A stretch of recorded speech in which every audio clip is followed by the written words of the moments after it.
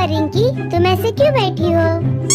मम्मा सब गंदे हैं, मेरे साथ कोई भी नहीं खेल रहा है, मैं बोर हो रही हूँ। अच्छा आपके साथ कोई भी नहीं खेल रहा है? चलो आ जाओ, हम दोनों घूमने चलते हैं। हाँ मम्मा चलो, रुको मैं बेल्ट भी लेके आती हूँ। हाँ ठीक है, लेके आ जाओ। लो मम्मा इसको पहना दो। ठीक है अभी पहना